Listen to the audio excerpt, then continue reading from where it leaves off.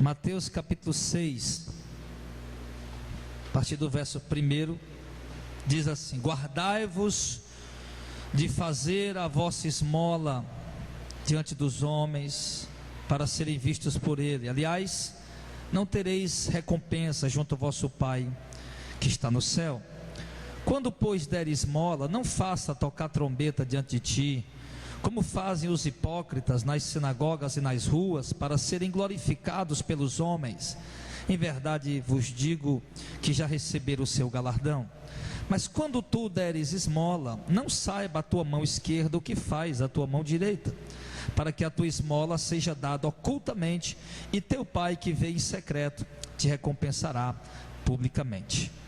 O Sermão do Monte, ele tem trazido, irmãos, Jesus ali estava no monte assentado, e os seus discípulos se aproximaram dele, e Jesus começou a ensinar aquelas pessoas, e Jesus começou a trazer vários conselhos práticos, ensinando aquelas pessoas como elas tinham que se conduzir, como elas tinham que se comportar, porque Jesus ia falando de arrependimento, Jesus ia falando do reino de Deus, Jesus ia falando de conversão, de arrependimento, e o arrependimento deveria ser seguido de conversão, e conversão é a mudança de vida, mudança de conduta, não apenas pela pessoa querer adotar isso como a sua prática de vida, mas uma conversão, uma mudança de vida pelo temor a Deus e pela revelação do Espírito Santo. Então Jesus começa a ensinar muitas coisas importantes, como nós temos visto até aqui. Agora, Jesus ele começa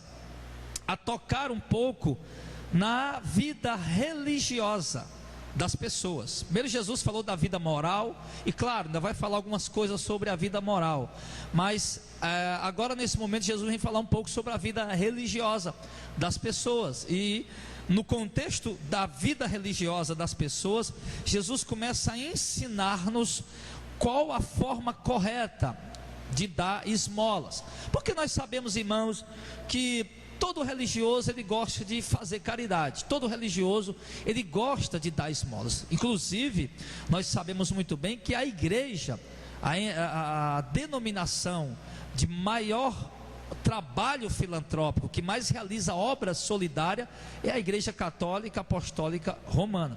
Isso nós sabemos, é uma igreja que investe bilhões anualmente para ajudar os pobres e os necessitados. Nenhuma igreja evangélica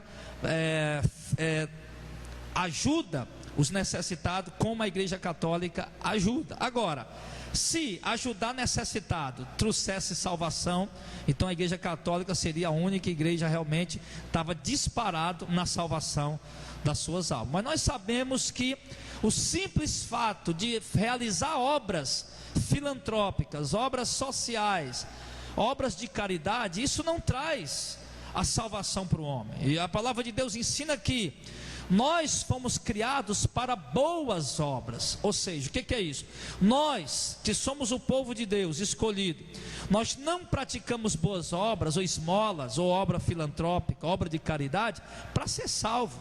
Nós não praticamos obra de caridade buscando a nossa salvação, como os católicos fazem. Os católicos acreditam que eles têm que fazer caridade, que eles têm que dar esmola, que eles têm que ajudar os pobres necessitados para que eles possam ser salvos. Isso é um pensamento antibíblico, um pensamento errado, porque eles estão querendo comprar a salvação deles com boas obras. Já o caso de nós, não somos melhor do que os católicos, mas somos a igreja de Cristo, a noiva do Cordeiro, a igreja que vai ser salva pela misericórdia de Deus e pela graça do Senhor. E quando nós fazemos obra de caridade, quando nós fazemos esmolas ou ajudamos necessitados, nós não fazemos tentando ser salvos, nós não fazemos para querer ser pessoas melhores diante de Deus, porque nós sabemos que nada que nós possamos fazer nos torna melhor diante de Deus. Nós fazemos por quê? Nós fazemos porque nós fomos criados para isso. Deus nos gerou pelo Espírito Santo para fazer boas obras. Quando um crente verdadeiro, um verdadeiro cristão, ele faz a boa obra, e faz, irmão, ele faz porque está dentro dele, o desejo está dentro dele, ele nasceu para aquilo, ele é impulsionado pelo Espírito Santo para aquilo, e quando ele faz a boa obra, ele não se sente melhor diante de Deus por ter feito aquilo. Quando ele ajuda o necessitado, necessitado, o pobre, quando ele dá esmola, ele não se acha merecedor de algum mérito diante de Deus. Ele, não, eu acho que, eu sei, eu estou fazendo coisa boa, Deus vai me salvar, eu acho que, não, nós não fazemos nesse sentido. Pelo contrário, quando nós fazemos esmola, quando nós fazemos caridade, irmão, a palavra de Deus diz que nós nos sentimos servos inúteis, que só fizemos o que tinha sido ordenado. Então entenda isso, nenhum de nós, nenhum homem de Deus, nenhuma mulher de Deus verdadeiro, ele faz esmola querendo comprar salvação, nenhum. Ele faz esmola, ele ajuda o necessitado, porque nós fomos gerados para isso, pelo Espírito Santo. Você entendeu isso, amém? E Jesus está ensinando, quando nós formos dar esmola, eu tenho certeza que todo mundo que está aqui dá esmola, todo mundo que está aqui uma vez ou outra ajuda o necessitado, uma vez ou outra dá de comer a quem tem fome, dá de beber a quem tem sede. Eu tenho certeza que todo mundo que está aqui faz algum tipo de obra, uma vez ou outra está fazendo algum tipo de obra filantrópica, algum tipo de obra de ajuda aos necessitados, de obras de caridade. Então Jesus está nos ensinando, irmãos, a como fazer. E Jesus está dizendo: guardai-vos de fazer as vossas esmolas diante dos homens, para serem vistos por ele. Aliás, não tereis galardão junto ao vosso Pai que está no céu. Jesus está dizendo que quando você for fazer uma esmola, quando você for ajudar um necessitado, quando você for ajudar uma pessoa carente, uma pessoa que precisa de ajuda, Jesus está dizendo que você não precisa fazer para ser visto pelos homens. Porque Jesus está dizendo que se você fizer para ser visto pelos homens, então Jesus está dizendo que você não terá galardão diante de Deus, você não terá recompensa diante de Deus. Está fazendo para se exibir, está fazendo para se mostrar. Agora, por exemplo, faz de conta que está aqui, está aqui eu, o Jairo, o Jackson, o Gilmar, está nós aqui reunidos numa rodinha. Aí de repente chega uma pessoa aqui pedindo esmola, pedindo uma ajuda. Aí o que é que a gente vai fazer naquela hora? Vixe, rapaz, eu não vou dar, porque se eu der aqui os meninos vão ver. Aí a minha esmola não vai servir. Aí também já está errado. Aquela situação ali não tem como você dar esmola sem as pessoas ver. Aquela situação, chega uma pessoa aqui pedindo esmola e você quer dar, você não vou dar porque os irmãos vão ver aí. Aí você, não, meu irmão, vai na paz, eu não vou dar hoje nada não. Então aí você já errou. Você já errou. Porque o contexto ali era diferente. Você estava em público, a pessoa chegou ali, agora tudo bem, rapaz, vem cá, meu amigo, vem cá, vem aqui. Aqui está aqui uma ajudazinha para você. Você não pode deixar de ajudar aquela pessoa só porque você está na frente dos irmãos. Se você sente o desejo de ajudar, ajude, mas não ajude para se exibir, entendeu? Não ajude para se mostrar. Você pode chamar a pessoa à parte e dar para ela aquela ajuda que você quer dar. Você entendeu isso, amém? Uma forma correta. Agora, o que você não pode fazer, porque, irmãos, existem situações que é impossível de nós ajudar pessoas sem as pessoas verem. Por exemplo, esse trabalho que a gente fez agora de arrecadação de cesta básica, um trabalho que precisava envolver toda a igreja. É um trabalho que precisava envolver muitas pessoas para poder trazer alimento, para poder fazer aquela obra. Você entende isso? Agora, uma coisa é eu fazer questão de dar esmola na frente das pessoas para me amostrar, para me exibir. Você está entendendo isso? Porque tem pessoas, irmão, que fazem questão. Tem pessoas que fazem questão de vão fazer qualquer coisa pelos outros, fazer na frente de todo mundo para poder se amostrar. Tem pessoas que fazem questão de qualquer esmola, qualquer caridade, qualquer coisa que vai fazer por alguém, um socorro, uma boa atitude, uma boa obra, faz questão de fazer para todo mundo ver, só para se amostrar. Então, nesse momento aí, Jesus diz que você não tem recompensa diante de Deus. Amém? Então, guardem-se de fazer as vossas esmolas para serem vistos pelos homens. Não faça, olha o que ele está dizendo, não faça para ser visto pelos homens, mas faça por amor àquela alma. Uma coisa é eu pregar aqui um prato de comida, está aqui um prato de comida, aí chegou uma pessoa ali pobre, eu vou dar um prato de comida para ela, todo mundo está me vendo, aqui, toma aqui, meu amigo.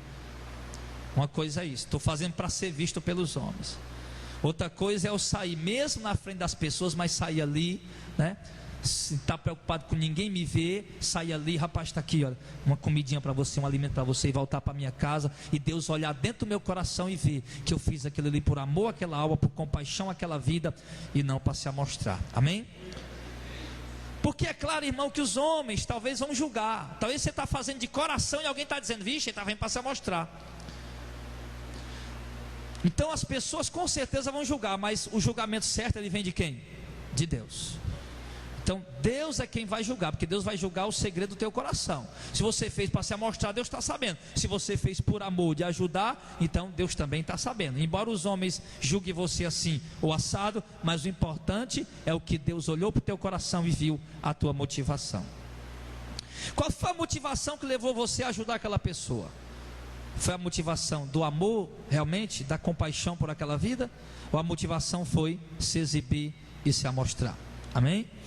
Então ele diz aqui: quando, pois, verso 2, deres esmola, não faça tocar trombeta diante de ti, como faz os hipócritas nas sinagogas e nas ruas, para serem glorificados pelos homens. Em verdade vos digo que já receberam o seu galardão, a sua recompensa. Quer dizer, Jesus está dizendo, olha, quando você for dar esmola, não faz ninguém tocar trombeta diante de ti, não. Como os hipócritas nas sinagogas que fazem as esmolas para ser o que ele diz? Para serem glorificados pelos homens. Olha aí, rapaz, como fulano é caridoso. Olha aí, rapaz, como Beltrano é caridoso. Então Jesus está dizendo que se nós fizermos isso para receber o elogio dos homens, nós vamos perder a recompensa que Deus tem para dar. Quando você faz alguma coisa para receber elogio de homem, Jesus disse, você queria elogio dos homens? Então tá aí, todo mundo te aplaudiu, te elogiou, você já recebeu sua recompensa dos homens, mas de Deus você não tem recompensa mais não. Mas se você faz sem esperar a recompensa dos homens, esperando apenas a recompensa de Deus, então os homens na verdade não vão saber que você está fazendo nada, mas com certeza você vai receber a recompensa de Deus. Amém? Então ele está dizendo aqui, quando deres esmola, não faça tocar trombeta diante de ti. Tocar trombeta é porque, o que é a trombeta? É porque ela anuncia. A trombeta ela faz barulho, ela anuncia o que está acontecendo. Então você vai dar uma esmola, vai fazer alguma coisa por alguém, você precisa tocar trombeta, avisar para todo mundo, dizer para todo mundo e depois ir fazer. E muitas pessoas estão fazendo assim e estão perdendo o seu galardão diante do Senhor. Então como é que é o jeito de fazer a forma correta? Verso número 3. Mas tu, quando deres esmola, não saiba a tua mão direita o que faz a tua esquerda, ou não, aliás, não saiba a tua mão esquerda o que faz a tua direita, para que a tua esmola seja dada ocultamente, e teu pai que vê em secreto te recompensará publicamente. Amém. Então o que Jesus está dizendo? A forma correta de dar a esmola, de ajudar, é de uma maneira que a tua mão esquerda não saiba o que faz a tua direita. O que Jesus quer dizer com isso? Jesus está querendo dizer, irmão, que isso deve ser algo pessoal, íntimo, apenas entre você e Deus. Amém? Então continue dando esmola, continue ajudando as pessoas que você quer ajudar, continue sendo caridoso, piedoso, tendo a sua mão estendida, mas faça isso sempre que for possível, claro, faça em secreto, apenas para que Deus veja o que você está fazendo. Amém? Porque tem pessoas, irmão, que não se sente contente. Ele tem no coração dele que as outras pessoas têm que ver, que as outras pessoas precisam ver, e com isso, meu irmão, você está fazendo, a pessoa está sendo ajudada, mas para Deus você não está tendo recompensa nenhuma. E o bom é termos a recompensa que vem de Deus, amém? O bom é isso, o melhor de tudo é isso. O melhor de tudo, meu irmão, é a recompensa que vem sempre do Senhor e não dos homens. Qualquer que adianta, você fez aqui uma boa obra, uma caridade, uma boa obra, aí todo mundo bateu palma, te alabou.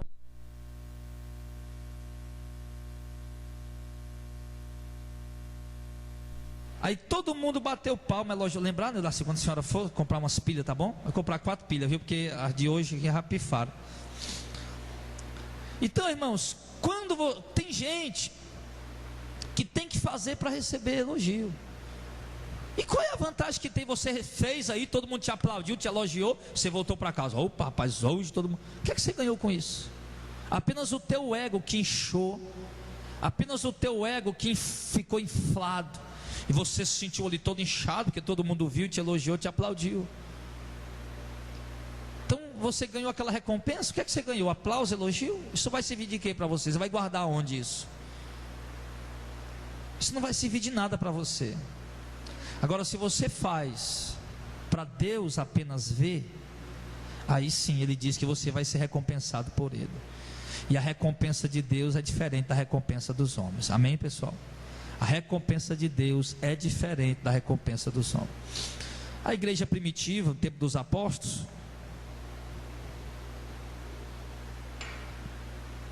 eles tinham um ministério chamado de um ministério cotidiano. O que era isso? Era porque o seguinte: a igreja, no tempo dos apóstolos, as pessoas que tinham bens, propriedades, elas vendiam os seus bens, traziam para a igreja. E ali o que é que acontecia?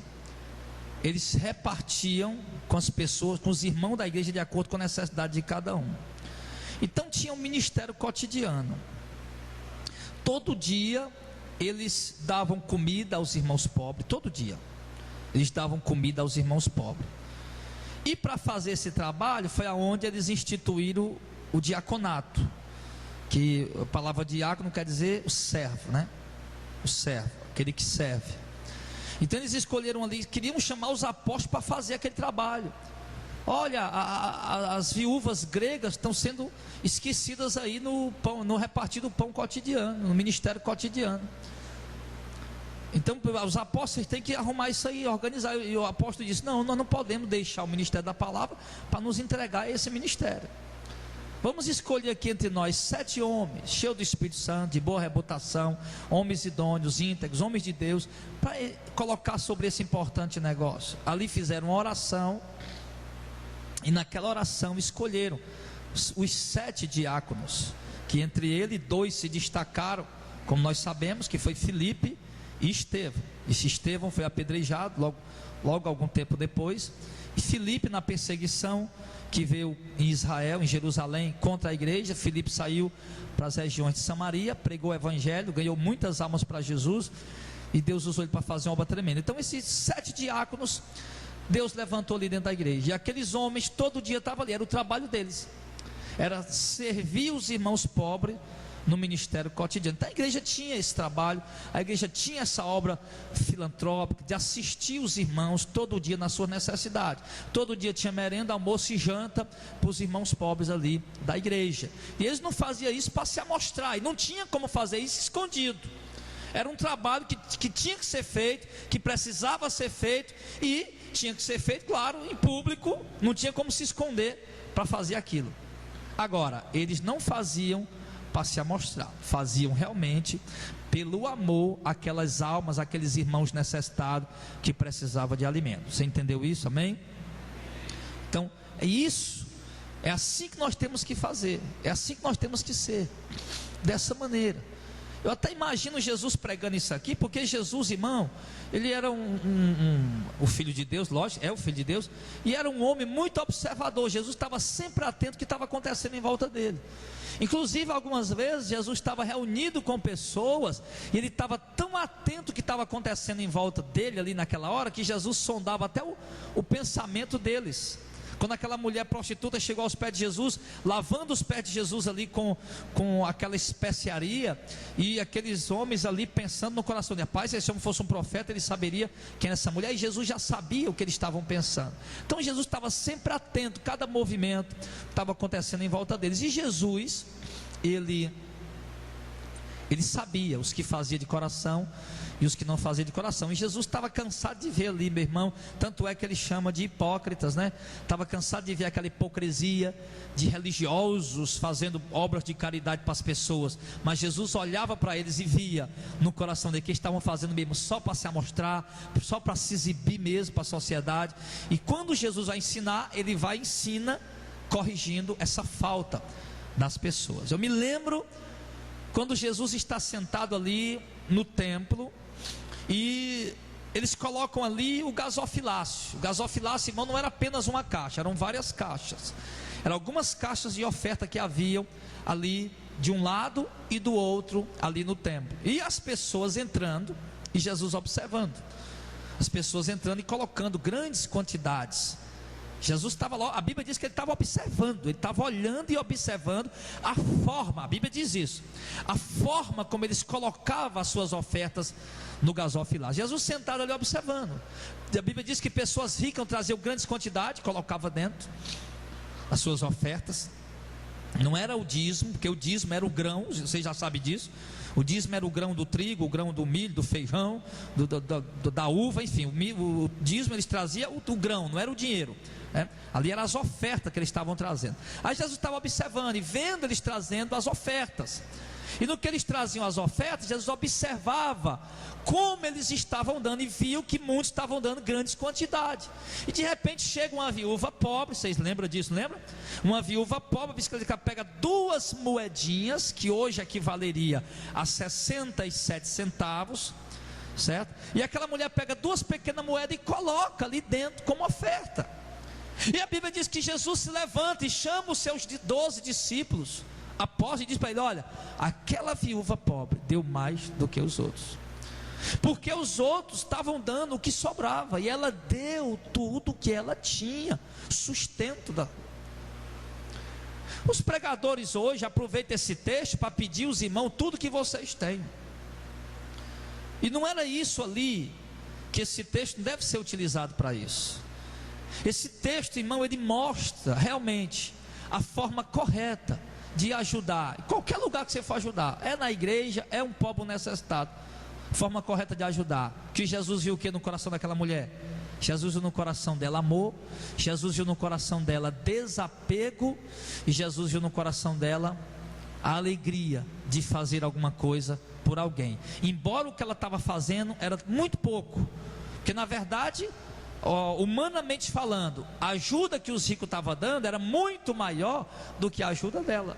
Mas para Deus, como eu disse para vocês aqui agora, que o importante é Deus olhar para o nosso coração e ver o que estamos fazendo e aceitar o que estamos fazendo. Porque quando nós damos uma esmola para uma pessoa pobre e necessitada, na verdade Jesus diz, nós estamos fazendo isso para Ele mesmo. Lá em Mateus 25 fala isso.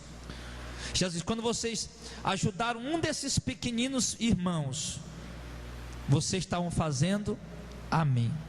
E Jesus disse até que quando nós dessemos um copo d'água, a esmola fosse um copo d'água para um dos pequeninos irmãos dele, estaria fazendo para ele. Então Jesus ensina ali, mostra ali, irmão, que nós, naquela passagem, que aquela mulher deu pouco, mas ela não deu para se amostrar, ela não deu para tocar trombeta, ela não deu para se exibir, ela não deu à procura de elogios, ela não deu o que estava sobrando, ela deu com amor, com alegria de coração. E a Bíblia diz que ali Deus recebeu. Mas o que os outros estavam fazendo, Deus não recebeu, Deus não se agradou. Por quê? Porque eles não estavam dando de coração, estavam dando para se amostrar, se exibir. Ali eles já perderam a recompensa deles. Talvez eles dando ali na frente de Jesus, achando que Jesus botando muita coisa, e Jesus olhando, né? E talvez eles botando ali e achando, olha aí, Jesus está olhando eu botar a minha oferta, ele deve estar muito satisfeito ao tanto que eu estou botando. E Jesus não estava nem aí para a oferta deles. E quando chega aquela mulher pobre, viúva, e coloca aquelas moedinhas, aí Jesus se alegra e vê realmente o amor do coração daquela mulher. Então, queridos, forma correta de nós darmos esmolas, de ajudar os necessitados, as pessoas precisas, é dessa maneira. Fazer sempre de coração sincero, com um coração alegre. Sabe aquela vez que você vai dar, mas não dá com alegria? Pega lá, leva e dá. Sim, meu irmão. Coitado, até é perigoso até o coitado que comer, passar mal e morrer. É verdade. Tanto mau gosto que você fez. Então não é desse jeito que Jesus quer que a gente proceda. Jesus quer, irmãos, que nós sintamos compaixão e piedade das pessoas, amém? Jesus quer que nós nos compadeçamos dos necessitados. Jesus quer que nós sintamos as dores uns dos outros. E se eu me compadecer do necessitado, sentir a dor um do outro, sempre que eu for ajudar alguém, eu vou fazer isso com alegria e com amor. E Deus vai receber, e eu vou estar fazendo aquilo que é certo diante do Senhor. Então ele ensina aqui para que você possa aprender, irmão, porque muitos de nós não sabem disso. Se sabe, não está fazendo certo. Muitos de nós não sabem disso, não sabem. Eu congreguei numa igreja lá no interior, aonde tinha um irmão que ele era um empreendedor também. Ele também era um empreendedor. E é claro que, por exemplo, vamos dar um exemplo aqui, irmão, nós vamos, sei lá, vamos botar o ar-condicionado da igreja. Pronto. Aí é claro que pode acontecer de algum irmão chegar para mim e dizer: pastor, eu quero dar R$2.000 para ajudar aqui. Está aqui o dinheiro, R$2.000 para ajudar. Claro que isso pode acontecer. E com isso essa pessoa não está tocando trombeta e fazer isso. Mas a questão do irmão lá, o que era? A questão do irmão é que ele pegava o microfone. Ele pegava o microfone da igreja. Ele era obreiro da igreja, ele era diácono. Pegava o microfone e disse: eu vou dar isso, eu vou dar isso, eu vou dar isso, né? Aí depois, além dele falar o que estava dando, ele ainda saía. E pronto, a conversa dele agora era essa. Era, irmão, eu conhecia, eu vivi isso, eu vi, eu estava lá. A conversa dele era essa aí, ó. Onde ele sentava na roda com os irmãos era isso: rapaz, eu vou dar isso, vou dar isso, vou dar isso. Era aquela cantiga toda. Se você sentasse com ele, irmão, 10 vezes naquela semana, a conversa dele era a mesma: vou dar isso, vou dar isso, vou dar isso para a igreja. E pronto. Se via a ajuda dele, se via. Ajudava muito, lógico, ajudava, era dos que mais ajudava. Mas o que a Bíblia está dizendo? O galardão diante de Deus, ele não estava recebendo. Amém? Por quê, pastor? Que estava tocando trombeta diante de si. Já tinha outros que não. Tinha outros irmãos que chegavam lá as coisas, ninguém sabia nem onde é que vinha. Chegava cimento, chegava cal, chegava, que nessa época ainda usava o cal, não sei se usa cal ainda hoje. Eu nunca mais vi como é que faz construção. Se usava cimento, usava cal, usava aquelas coisas, e de repente começava a chegar as coisas. Para quem foi que mandou? Não, mandaram deixar aqui. Mandaram entregar aqui na igreja, né? Aqui é a igreja congregacional. É, aqui mesmo, pois pronto, aí mandaram deixar aí. Pronto, amém, glória a Deus, aleluia. Pronto. Então, meus irmãos, eu vi isso de perto. E eu não sei se isso tem aqui entre nós. Mas o interesse, amados, é de nós ensinarmos e de nós aprendermos. Amém? Para quê, pastor? Para que nós possamos fazer o que é certo diante de Deus e ter recompensa diante do Senhor. Amém? Então, vou fazer da forma correta, da forma certa, em nome de Jesus. Todo mundo agora aprendeu a dar esmola? Quem aprendeu aí? Pois continue fazendo, e agora da forma correta, tá bom? Em nome de Jesus. Eu acho interessante, irmão, o Sermão do Monte. Como eu disse, eu já li, acho que mais de 20 vezes o Novo Testamento. E sempre que eu leio o Sermão do Monte e essas passagens, que, meu irmão, é incrível, é incrível. Sempre que eu leio, eu aprendo de novo, eu me renovo naquilo que, sabe? Então é por isso que é importante a gente estar ouvindo essa mensagem, porque eu tenho certeza que até os irmãos aqui que já tinham lido estão renovando de novo dentro do coração essa prática correta de novo, em nome de Jesus. Então a segunda coisa que Jesus começa a falar agora, ainda para os religiosos, que é verso 5: e quando orares, Não sejais como os hipócritas. Olha aí, quando orar, não seja como os hipócritas, pois se comprazem em orar em pé nas sinagogas e nas esquinas das ruas, para serem vistos pelos homens. Presta atenção na palavra para, tá? Para serem vistos pelos homens. Em verdade vos digo que já receberam o seu galardão. O que Jesus está dizendo? Quando vocês forem orar, não seja como os hipócritas, pois eles se comprazem, eles se alegram em orar em pé nas sinagogas, nas esquinas das ruas, para ser visto pelos homens. O que Jesus está dizendo? Jesus está dizendo que é proibido orar em pé na sinagoga? Jesus está dizendo que é proibido orar em pé na rua, em algum lugar? Não. Jesus não está dizendo que isso é proibido. Jesus não está dizendo que isto é errado, você orar em pé, eles orarem em pé na sinagoga ou na esquina de algum lugar. O que Jesus está dizendo é o quê? Por exemplo, deixa eu perguntar uma coisa para você: quem aqui nunca orou sentado no banco de uma praça? Quem aqui nunca orou sentado no banco do ônibus? Quem aqui nunca orou andando numa calçada em algum lugar e não foi? Quem aqui nunca fez isso? Todos já fizeram. Todos já fizeram. Porque você procura andar no espírito de oração, e tem que orar mesmo. Eu conheço uma igreja que lá só pode orar de joelho. Ele diz: não pode orar em pé não. Eu tenho um irmão dele lá que veio congregar com a gente lá no interior. Pastor, me explica que esse negócio. A gente só, lá na igreja lá só pode orar de joelho, não pode orar em pé. Eu digo: varão, quer dizer que se tu estiver dirigindo teu carro, tu não pode orar? Tu estiver dentro do ônibus, não pode orar? Tu estiver deitado na tua cama, tu não pode dormir orando? Tu estiver lavando o prato, não pode orar? Tu estiver dirigindo o carro, não pode orar? Pilotando a moto, pode orar? Toda hora que tu for orar, tem que parar e se ajoelhar.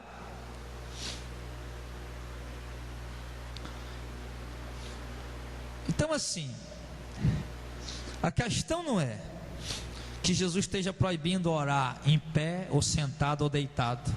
Jesus está proibindo orar no meio da rua, na calçada, ou dentro da igreja. Não é isso que Jesus está proibindo. Olha o detalhe, Jesus está dizendo o quê? Mesma coisa das esmolas. No verso 5: quando orares, não seja como os hipócritas, pois sentem prazer em orar em pé nas sinagogas, nas esquinas da rua. Para quê? Para serem vistos pelos homens. Então onde é que está o problema aqui? Que eles estão orando, sente prazer de orar em pé na sinagoga, mas para quê? Para ser visto pelos homens mesmo. O problema deles é esse. O problema deles é esse, que eles vão orar para ser visto pelos homens. Opa, eu vou ficar. Opa, lá vem um pastor. Peraí, o pastor está vindo ali. A Bíblia. Cá. Aí senta na calçada. Aí o pastor chega: ô irmão, você está lendo a Bíblia? Glória a Deus por isso, né? Nada, rapaz. O cara foi pegar lá porque o pastor estava chegando, para o pastor poder ver ele com a Bíblia na mão. Você entendeu aí? Agora, outra coisa seria o quê? O pastor está vindo lá, você já está sentado lá com a sua Bíblia na mão. Aí de repente o pastor chega, aí você já estava com a Bíblia na mão. Você não fez para se mostrar para o pastor, você não fez para se mostrar para o irmão, você estava lá sentado lendo. Entendeu isso? É diferente, não é diferente? Entendeu? Então é isso aí que Jesus está ensinando para nós. Eu vou orar, mas eu não vou orar para ser visto pelos homens. Hoje o que é que nós vemos na televisão hoje? Nós vemos na televisão hoje o quê? Nós vemos na televisão hoje os homens indo orar, né? E eles até filmam para mostrar para o povo, né, que eles estavam orando. Eles até filmam para mostrar para o povo que eles estavam orando. É ou não é? É.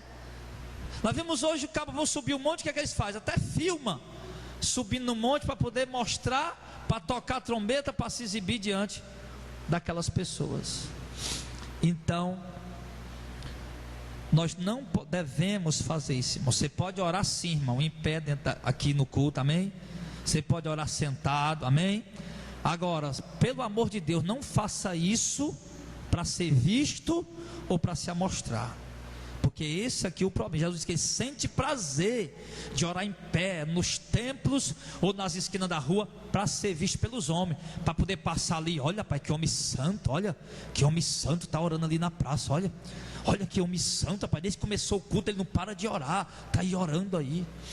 E até, irmão, uma coisa que eu até falei para os irmãos alguns anos atrás, e quero falar para vocês aqui hoje.